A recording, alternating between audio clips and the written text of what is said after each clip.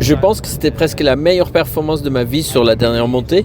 Je peux donc être très content et fier de la façon dont je l'ai montée et de la façon dont mon équipe m'a aidé. Tadej était juste beaucoup plus fort, donc félicitations à lui. Mais pour être honnête, je ne peux pas être déçu. Est-ce que pendant la course, tu avais l'impression de pouvoir le battre? Ou est-ce que c'était dès le début de la montée finale que c'était évident pour toi qu'il était plus fort? Non, bien sûr, il faut y croire.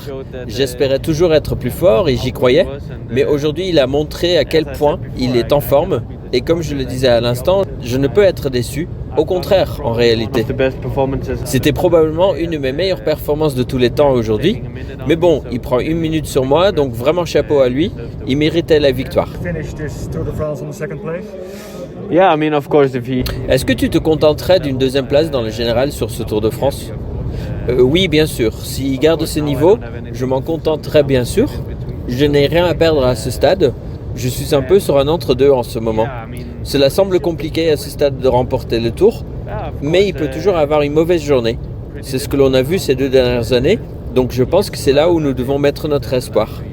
En revanche, s'il garde ce niveau tout le long, ça sera difficile.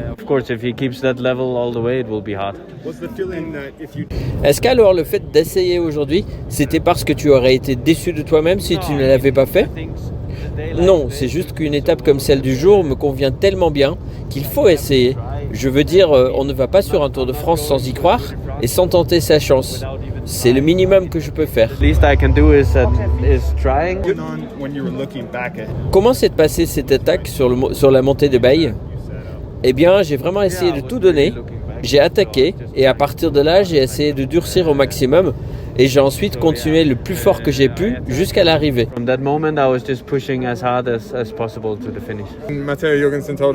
Matteo Jorgensen précisait que cela faisait partie d'une stratégie qui était établie depuis plusieurs mois.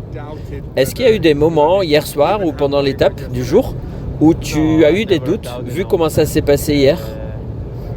Non, je ne doute jamais de notre stratégie. On a une bonne stratégie, ça a marché ces 2 dernières années. Et on sait que je résiste bien à la fatigue et que je m'y ferai donc à nouveau aujourd'hui. Donc non, je ne suis pas déçu et je ne regrette rien parce qu'on a exécuté la stratégie à la perfection aujourd'hui et même mieux que prévu. La seule chose que l'on peut dire, c'est qu'il était meilleur, c'est comme ça et on ne peut que l'en féliciter. Matteo t'a amené jusqu'à environ 10 km du sommet. C'était un gros effort, c'est comme ça que c'était prévu?